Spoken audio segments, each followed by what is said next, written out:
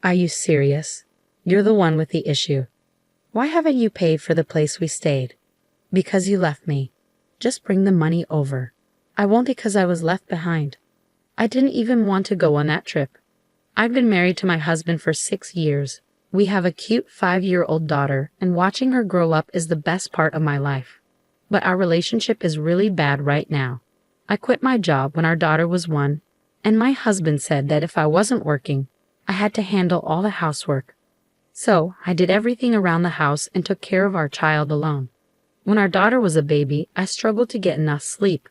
I asked my husband for help, but he just said he would divorce me if I complained.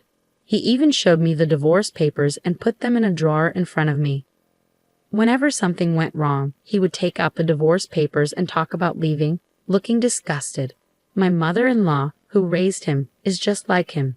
She's always popping in unannounced, opening the fridge without asking, and eating my son's yogurt.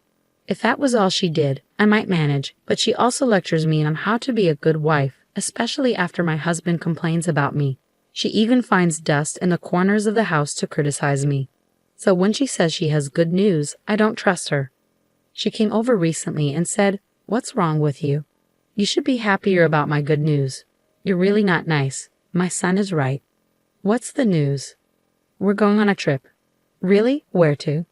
"It's your job, since you're not working, to figure that out." "What do you mean?" "Seriously, you're not very bright, are you?"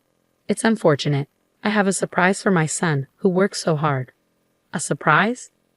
"Yes. Let's all help him relax. The thing is, my mother-in-law wants to go on a trip with her son, but doesn't want to pay for it. So she thought she'd invite me and our daughter too, hoping I'll cover the costs." "Who would want to go on such a trip?" "I definitely don't, and we can't afford it anyway. Let's make it an amazing trip." I never agreed to go. I need some time to think. I ended the conversation with my mother-in-law, feeling unsure about what to do. When my husband came home that night, he was clearly upset. I could tell why. My mother-in-law must have told him what happened. "I heard you went against my mother today." "I was just being honest." "What? Are you saying we can't take her on vacation?" "Exactly. We don't have the money for it." My mother-in-law said it was a surprise and had already told my husband about the trip. "What's the surprise in this?" "If we're having money problems, it's your fault." "How can I manage what we don't have?" "Are you saying I don't make enough money?" "Well, it's not much." "Are you kidding me? Anyway, I'm definitely going on this trip. You have to plan everything. If you can't, we're getting a divorce." I might as well get a divorce now, but I'm worried about what my daughter will think. That's my only concern. In the end, I had to find a hotel, even though I wasn't sure about the trip. After talking to my husband, my mother-in-law started making very specific demands. She wanted a room with an open-air bathtub and the best meals, among other things. I wondered how much it would cost to meet her demands, but I knew if I didn't, she'd make sarcastic comments. So I decided to go ahead and meet her requests, even if it was shameless. I managed to get everything she wanted. When she found out, she was still very tense and irritated, and said something I couldn't really understand. "It's because I suggested everything to her. Without my mom, you wouldn't have gotten the place." My husband started lecturing me as usual during dinner. After 4 years of this, I was used to it and just let him go on. The one good thing was that he didn't make sarcastic remarks in front of our daughter, probably because he didn't want to show that side of himself to her. On the day of the trip, I was driving. I rented the car and was behind the wheel. My husband was just sitting in the passenger seat like he owned the car, and my mother-in-law was in the back, not paying any attention to our daughter. Instead, she was talking to herself about souvenirs. I had been driving all morning, and neither my husband nor my mother-in-law offered to help. I wasn't allowed to take a break, so we finally stopped at a rest area when my daughter needed to use the bathroom. I quickly took her to the restroom and rushed back to the car, but it was gone. I drove around the parking lot, panicking, but the car was nowhere in sight. I called my husband, but there was no answer, so I called my mother-in-law. "You guys took too long," my mother-in-law said with a laugh. "We left you behind." I tried to explain that I had only been gone for a few minutes, but my husband interrupted. "This is your fault for not listening to me. You don't deserve to go on this trip." "Was that your plan from the start?" If it was, then what about our daughter, Nina? She's just like you. She's been acting up lately and even talked back to Mom. She needs to be punished too. But she was looking forward to this trip. I'll reconsider when you both apologize. If you understand, you can go home now. My husband hung up the phone. So what do we do now? It's a long way home. Mom, are you okay? Did Dad and Grandma leave us? I guess so. They're so mean, aren't they? Yeah, they are. Are we going home? Yeah, but I know you were looking forward to this trip. But I only wanted to go because I was with you, Mom. If we're going home, I want to go home too. Then let's have an adventure together. An adventure? My daughter's happy smile lifted my spirits. I called my friend Lisa, who lives nearby, and explained what happened. She quickly came to pick us up and take us home. Hey, what are you going to do? My friend waited until my daughter was asleep before she started talking. I think I'm going to get a divorce. That's good. You've put up with a lot. Yeah, and I don't want to stay married to someone who treats our daughter badly. I signed the divorce papers and asked Lisa to be a witness.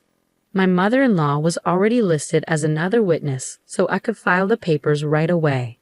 3 days after we got home, my phone rang right after I dropped my daughter off at kindergarten.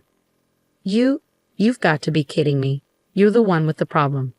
Why haven't you paid for the accommodation? Because you're the one who left me. You should have paid in advance. Oh, really? And why does the hotel cost $6,000? That's because we had to meet all of your mother's demands. Come over here with the money as soon as possible. I'm not going to. I'm the one who was left behind, and I didn't even want to go on that trip. You and your mother enjoyed yourselves, so why don't you split the cost? That's $3,000 each. At that moment, I heard a woman's voice on the other end of the line. It's time for you to pay. If you don't, I'll call the police. No problem, my wife will pay. She's on her way here right now. Where is your wife now? At home. I checked your address, and it seems like you're far from there. You left her at the service area and now expect her to come just to pay. Excuse me? Your wife and I have been friends since high school. I was the one who picked up your wife and daughter from the service area. I asked my old friend for help with this trip. She offered me a free stay at the hotel she owns. In high school, she was struggling with her future. Her family owned a well-known hotel, but she had other dreams. As the only daughter, she had to take over the hotel even though it wasn't what she wanted. She told me that I was the one who supported her the most during that tough time. She felt she owed me, so she's returning the favor now. I told her she didn't need to pay, she could stay at the hotel. But she's not here. I don't have any personal connection with you, so you're just hotel guests. Since you're only guests, you need to pay the full price. Alright, how about you use your credit card to pay for now, and you can charge it to your wife later. I don't want to do that. It's not that you don't want to, it's that you can't.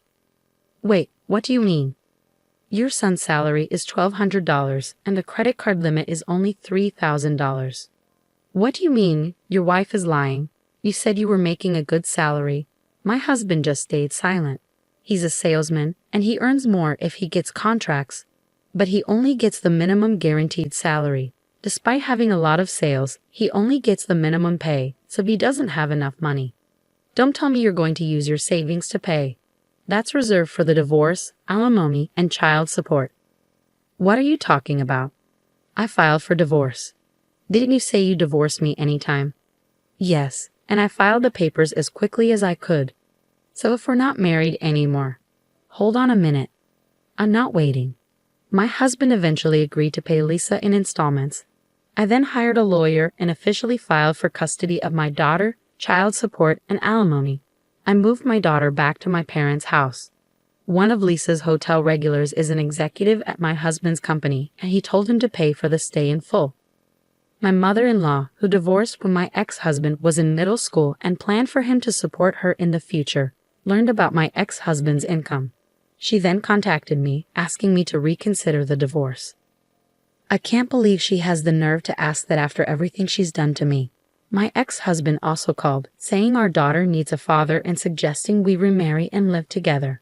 My daughter is happy living with my parents. I don't understand why he's saying this now since he never took care of her before. My ex-husband went back to his mother's house right after the divorce. He had poor performance at work and wasn't good at planning, so he made a last-minute vacation booking for that trip.